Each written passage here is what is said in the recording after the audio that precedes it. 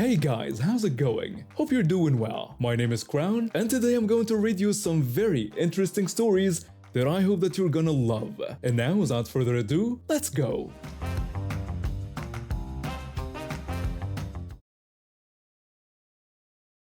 7 years ago, my wife and I had just gotten married, and we couldn't afford our own place yet. We ended up sharing a cramped apartment with two roommates in one of those budget complexes where everything was just barely adequate. The place had exactly enough parking spots for the residents, which meant parking was always a nightmare. If someone parked crooked or took up two spaces, everyone noticed. The complex had 3 or 4 handicapped parking spaces scattered around. Most were up front near the main office, but there was one in the back near our building. This spot was right next to the main walkway that led to our entire section of the complex.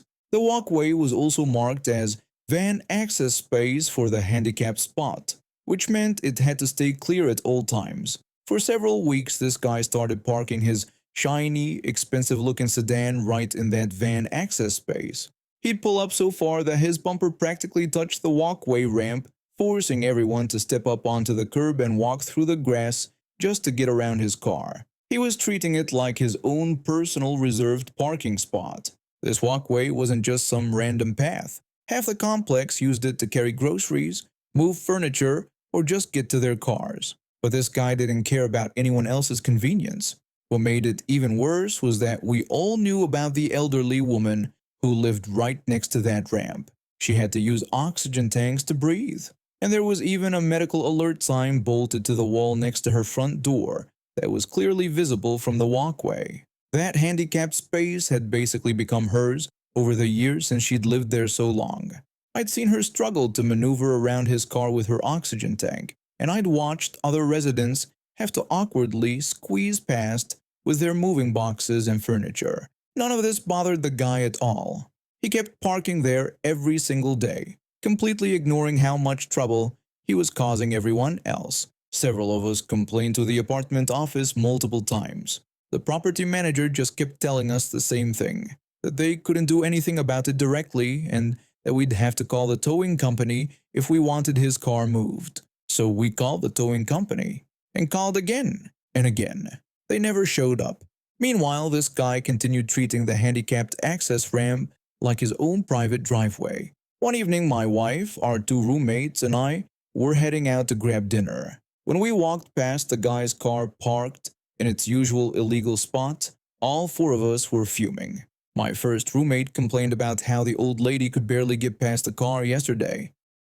My second roommate said someone needed to teach this jerk a lesson. My wife grumbled that the towing company was useless and that he knew he could get away with it. I added that it was ridiculous how he was blocking emergency access for someone who needed oxygen to breathe. We got into our car, still venting about the situation. I put the key in the ignition and was about to start the engine when something occurred to me. There was something in my trunk, something that had been sitting there for months. I opened my door and got out. My wife immediately asked what I was doing, her voice getting more concerned when I didn't answer right away. She could tell by my expression that I was up to something, but I wasn't ready to explain yet. I knew she might try to talk me out of whatever I was planning. I popped the trunk and started digging around until I found it. A plastic container that had been rolling around back there for months. Inside was what used to be a ham, potato, and cheese casserole that my wife had made about 6 months earlier. I'd taken it to work for lunch, ended up eating something else instead, and completely forgot about it. The container had been sitting in my trunk through one of the hottest summers our area had ever experienced. Every time we'd seen it back there, we'd grimace and talk about how we really needed to throw it out. But somehow we never got around to it, like we instinctively knew it was destined for something bigger. The thing that used to be food had transformed into something unrecognizable. When I picked up the container, I could hear liquid sloshing around inside. I walked over to the guy's car, positioning myself right on the walkway he was blocking. When I popped the lid open, the smell nearly knocked me over. I had to turn my head away and breathe through my mouth, but even then I could taste the rancid air. I took a deep breath, held it, extended my arm out to the side, and hurled the contents toward the hood of his car like I was planting seeds of justice. The sound it made when it hit wasn't a splash. It was more like a wet thud. The rotted mess struck dead center on the hood, and the momentum carried the sludge up onto the windshield before it slid back down over the wipers and into the air intake vents. I quickly disposed of the empty container in the nearest dumpster and hurried back to our car, still holding my breath. Only when I was halfway back did I finally allow myself to breathe again. I slid into the driver's seat with the biggest grin on my face. My wife demanded to know what I had done. One roommate asked if we should be worried. The other roommate just started laughing nervously. I told them we should probably get going, which made my wife groan in frustration, while the first roommate kept pressing me for details. We drove to the restaurant, and while we waited for our food, I explained my act of biological warfare. When we got back to the complex, we parked farther away than usual but ended up taking our normal route back to the apartment out of habit. This path led us right past the guy's special parking spot. I spotted him standing next to his car talking frantically on his cell phone. The moment I saw him, I spun around and started walking in the opposite direction, right past my confused wife and roommates. They asked where I was going and what was wrong, but I didn't answer and just kept walking. They followed me when I took a much longer route that brought us around behind our building. From this angle, we could see the guy from a distance when we approached our apartment door. He was still on the phone, and it was obvious he was not happy about something. I was too far away to hear what he was saying, but his body language said everything. I quickly unlocked our apartment door, but before I could get inside, I saw him get into his car and drive off, presumably to find somewhere to clean off the biological weapon I'd deployed on his vehicle. I sometimes wonder if he thinks someone did it on purpose, or if he believes someone got violently ill right next to his car. Like, call the health department level of sick. After that day, the guy never parked in the handicapped van access space again.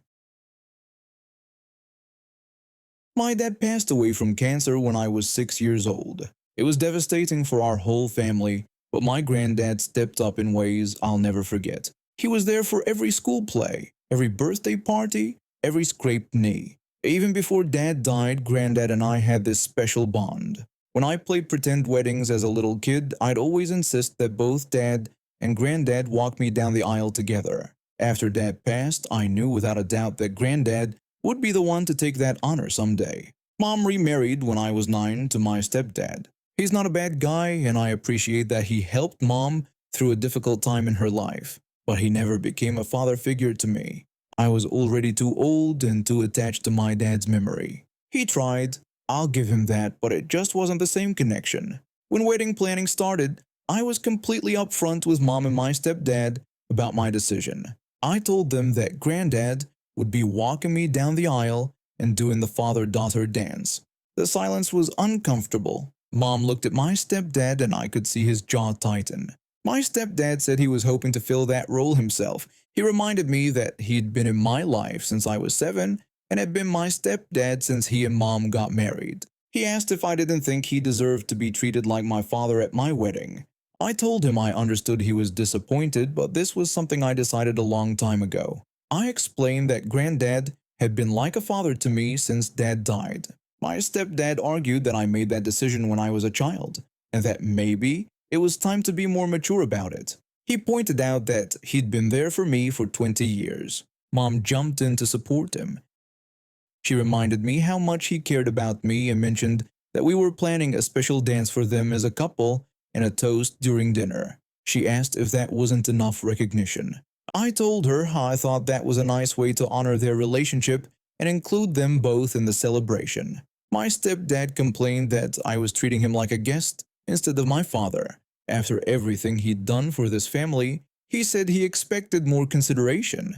The conversation was getting heated, so I decided to leave and give them some space to process. I thought maybe they'd come around after thinking about it. 2 days later, my stepdad showed up at my apartment with what he probably thought was the perfect solution. He told me he'd been thinking about our conversation and wanted to make me an offer. He said he wanted to pay for my wedding. I was stunned. This came completely out of nowhere. I told him that was very generous, but we already had the money saved up and wanted to pay for it ourselves. He insisted that tradition says the father of the bride pays for the wedding, and that it was bad luck for the couple to pay for their own wedding. I could see exactly what he was trying to do. If I accepted his money, I'd lose all control over my own wedding. I'd be obligated to give him whatever role he wanted, and I'd look like a complete user if I took his cash but didn't make him the star of the show. I told him we appreciated the offer, but we were more of a modern couple and wanted to handle this ourselves. He got angry and said it was ridiculous. He explained that he came from a traditional family where the father handles these responsibilities and that his family would think he was a failure if he didn't pay for my wedding. He accused me of being selfish and stubborn. I said I wasn't trying to hurt anyone's feelings, but this was our wedding and our decision. He told me I had completely ruined this whole experience for him. He said he was looking forward to being the father of the bride and that I was throwing his generosity back in his face like it meant nothing. He walked out angrily, and that seemed to be the end of it. But over the next few weeks, both he and Mom kept bringing it up. Mom told me I really hurt his feelings. She said he'd been telling his whole family about paying for my wedding, and now he was embarrassed. I pointed out that I never asked him to make those announcements to his family. Mom said he was excited to be my father for my wedding day, and that the least I could do was let him pay if I wouldn't let him walk me down the aisle. My stepdad called my attitude completely disrespectful. He said he'd supported this family for 20 years and asked if this was how I repaid him, by denying him the right to fulfill his duties as my father. I told him he wasn't my father though. I said he was my stepdad and I appreciated him, but that didn't make him my dad. That comment did not go over well at all. My stepdad asked if after 20 years, that's what I had to say to him.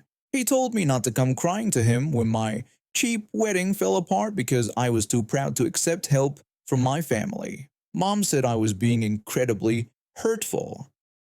She pointed out that he'd been nothing but good to both of us and accused me of acting like he was some stranger. The pressure campaign continued for weeks. They'd bring up how disappointed his family was, how embarrassing it was for him, how ungrateful I was being. They even tried to get other family members involved to convince me, but I stood my ground. This was my wedding, not his chance to play daddy for a day. I wasn't about to let him buy his way into a role that belonged to my granddad. The final straw came when my stepdad called me 2 weeks before the wedding. He said he was giving me one last chance to do the right thing. He demanded that I let him pay for the wedding and walk me down the aisle. He claimed it was what my mother wanted and what his family expected. I told him my answer hadn't changed. Granddad was walking me down the aisle and we were paying for our own wedding. He threatened that I shouldn't expect him to come to my wedding at all. He said if he couldn't be treated like my father, then he wouldn't be treated like some random guest. Mom called me crying an hour later, saying that now look what I'd done. She said he was so upset he didn't even want to come to my wedding anymore. I told her that was his choice, not mine. She asked how I could be so cold and claimed this was tearing our family apart.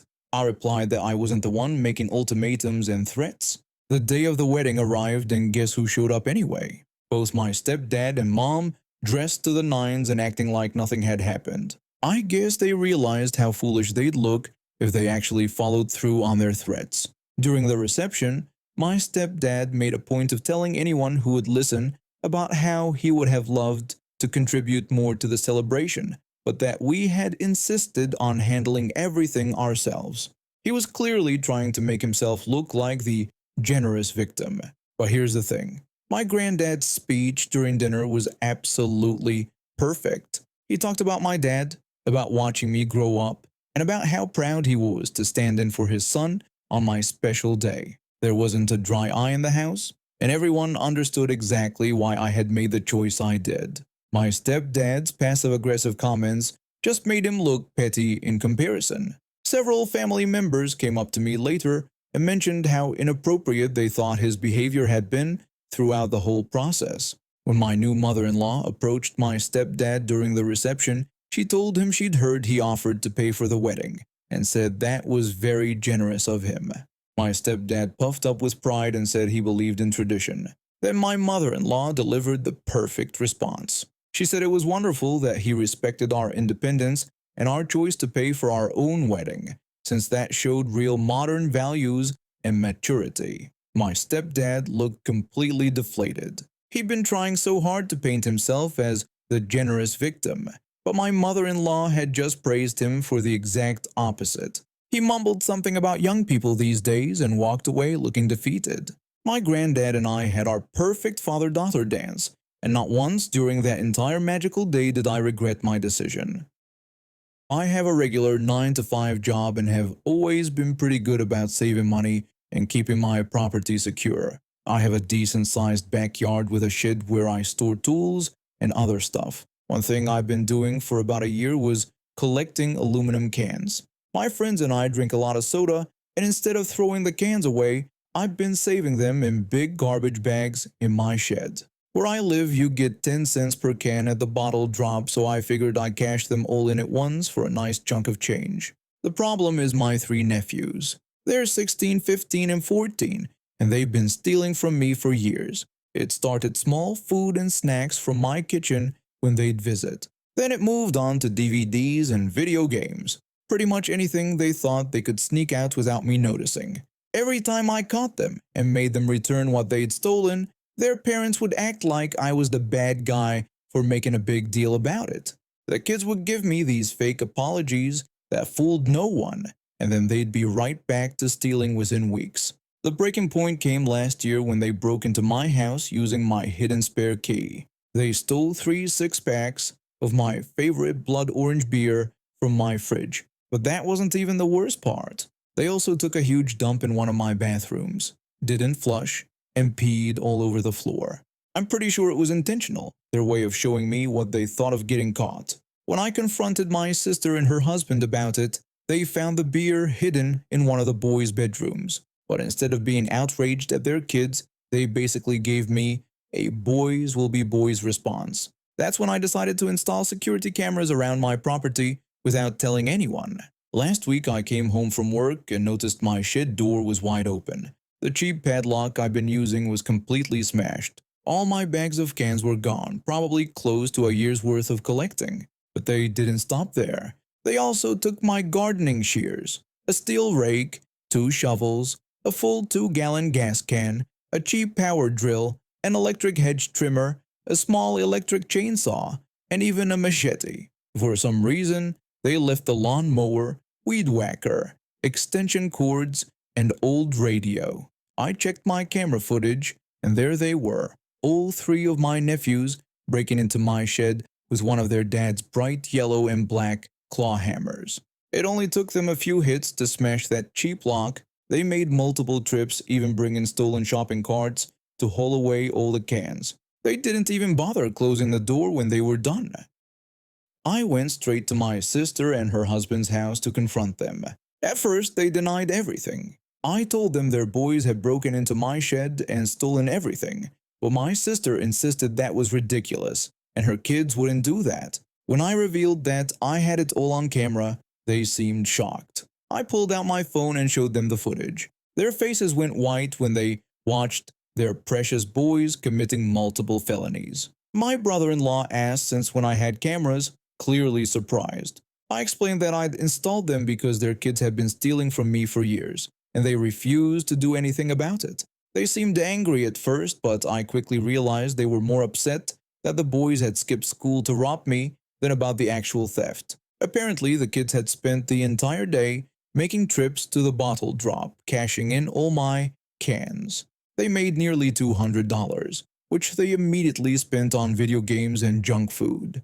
I told them the boys owed me $200 plus the cost of my broken lock. My sister immediately protested, asking if I knew how tight money was for them right now with 3 kids and a mortgage. My brother-in-law tried to downplay it, saying it was just some cans and I could collect more. I made it clear that it was either $200 or I was going to the police and pressing charges. My sister scoffed and said I wouldn't actually call the cops on family. I told her to try me and gave them 2 days to figure out how to pay me back. They angrily told me to get out of their house. Over the next 2 days, they blew up my phone with calls and texts. First, they tried guilt-tripping me about how it was right after the holidays, and they couldn't afford it. Then they started gaslighting me, saying I was overreacting. When that didn't work, they moved on to threats. The boys got involved too, texting me from another phone with more fake apologies and attempts to manipulate me. My eldest nephew even sent me a picture of himself holding a soda can while giving me the middle finger. Apparently, they thought my threats about going to the police were empty because we're family. When I called them for one final conversation, they still refused to negotiate any kind of repayment. I suggested they just sell the video games the boys bought with my money, which would cover most of it. But my sister refused and then had the nerve to say this was really my fault for tempting them.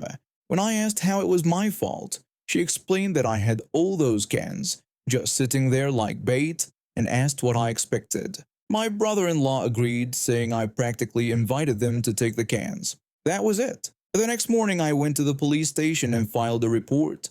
I brought copies of all the video footage, the broken lock, screenshots of all their threatening texts, and even that picture of my nephew flipping me off. The officer asked if they took anything else that concerned me. I mentioned they had taken a machete, but I guessed that was just a tool. The officer said they would classify it such since they took other tools too and assured me they would handle everything. Saturday morning, the police showed up at my sister's house with a warrant. My neighbor, who knows my sister casually, was outside and saw the whole thing. She told me later that all three boys went from acting tough to crying like babies the moment the handcuffs came out. My phone started ringing immediately after the arrest. My sister demanded to know how I could do this to them. I told her they did it to themselves by refusing to parent their children. My brother-in-law protested that they were just kids and this would ruin their futures. I replied that maybe they should have thought about that before committing multiple felonies.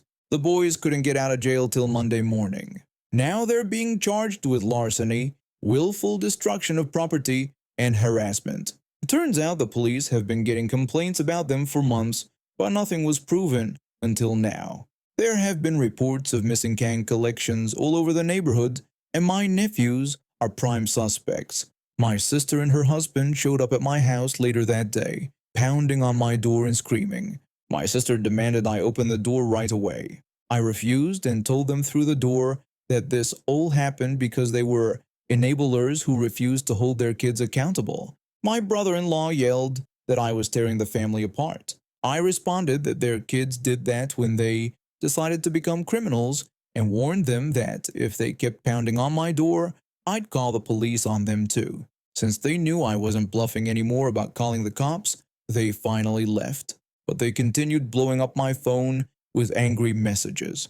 Instead of blocking them, I decided to save everything because I'm taking them to small claims court. I don't really need or want the money. I've already replaced the broken lock with a much better one, but these people need to learn that actions have results. I have the full support of the rest of my family. My parents, aunts, uncles, and cousins are all backing me up because my nephews have stolen from them too. And now we have reached the end of today's stories. Thank you for watching, and see you next time.